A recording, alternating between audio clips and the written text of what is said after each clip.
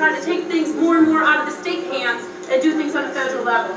This is a picture in the occupation of the New Jersey legislature. Men, women, look at all this. Everybody brings their babies, right?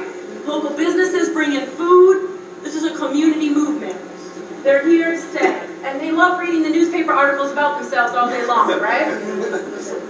This is an occupation of City Hall in St. Louis, Missouri. Again, I'm trying to give you a sense of the national scope of this movement and the black and white unity inside this movement.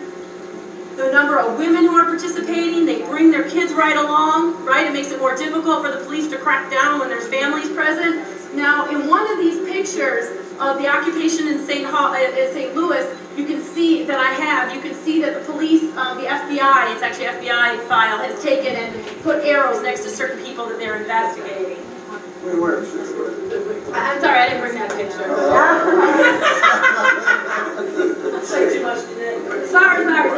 This is not just the occupations, but the marches to the occupations, okay? This is the march that's going on from cities throughout Pennsylvania to Harrisburg, where they're going to occupy the Capitol in Harrisburg. That's how broad the movement is. This is the summer of '36.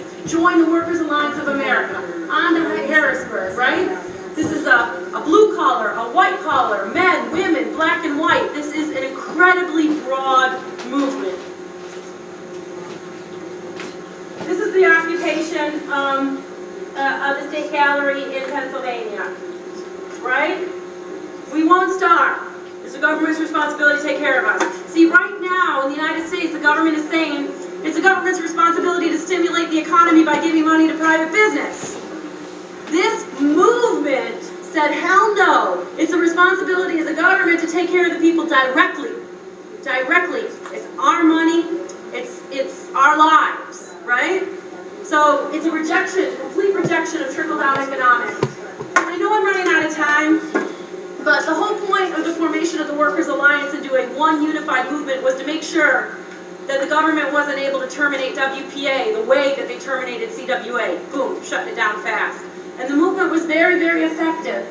But then when the cuts start at the end of the 30s, when the cuts start in the program, you see these mass protests and strikes, occupations breaking out all over the country. These are pictures in Union Square, on strike against layoffs and WPA. Again, you have young women, white-collar workers, you have construction workers. It's a mass movement.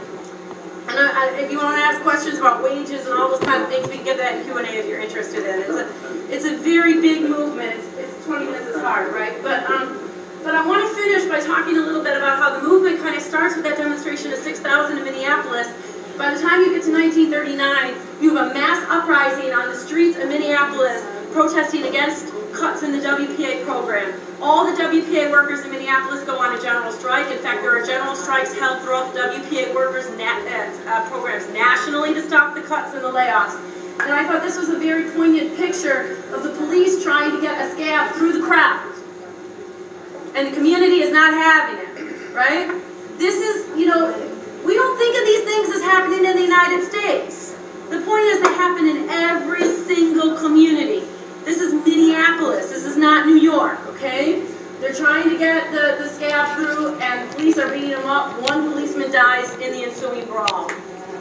Those leaders are brought up on sedition charges, and that's a whole other topic about what happened to the leaders of the movement and how they were brought up on sedition charges. I'm doing a research paper right now on how one of the ways that they moved against the leaders of the unemployed was to bring them up on old slave insurrection laws throughout the South.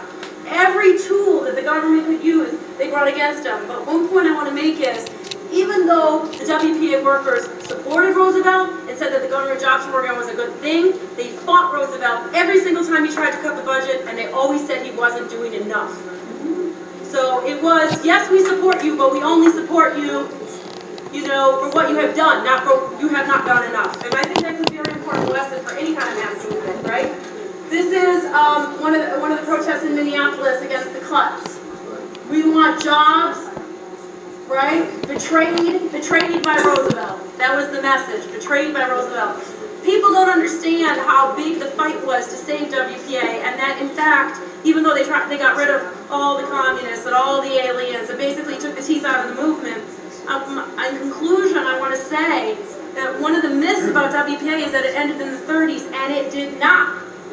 It ended in 1943, and the reason that that's significant is because the government was funding the war production. Private industries were not funding the war production. The war production was actually funded by the government in WPA jobs in defense plants, and then once the war companies started making a lot of money, then they got rid of WPA, right?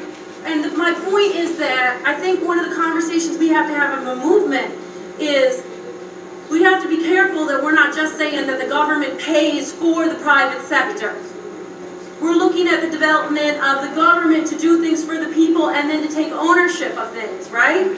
But this is a difficult struggle, and I think one we have to keep in the forefront of our mind. When we ask the government to do things, A, we know we have to demand the government be accountable, right? Because the government doesn't always do things the way we want. We have to have that movement demanding it. But at the same time, we have to demand that the government do things through publicly owned enterprises, not just give things back to the private sector.